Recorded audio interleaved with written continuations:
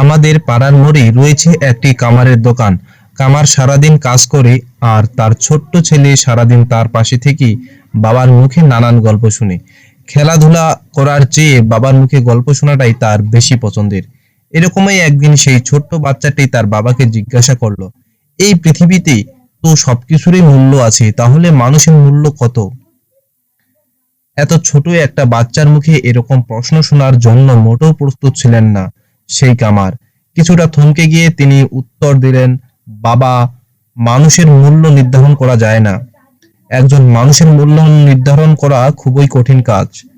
বাচ্চা ছেলেটি, পৃথিবীতে তো অনেক রকম মানুষ আছে, তাহলে কারো মূল্য কি তাহলে নির্ধারণ করা যাবে না?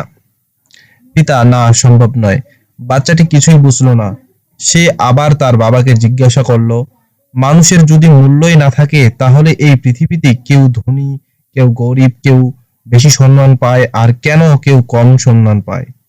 বাবা ভাবলেন ছেলেকে বোঝালে যা সম্ভব না বোঝানো সম্ভব না, তাই বাবা উদাহরণ দিয়ে বোঝাতে হবে। বাবা বললেন, ওই যে হাপড়ের ওখানে যে লোহার রডটা পড়ে রয়েছে সেটা নিয়ে এসো। বাচ্চাটি গিয়ে লোহার রডটা নিয়ে আসতেই বাবা প্রশ্ন করলেন, বলতো এই রডটার দাম কত হবে? ছেলে, উম আজ সকালে তো তুমি এটাকে 100 টাকা দিয়ে বিক্রি করছো, সুতরাং এটার দাম 100 টাকা।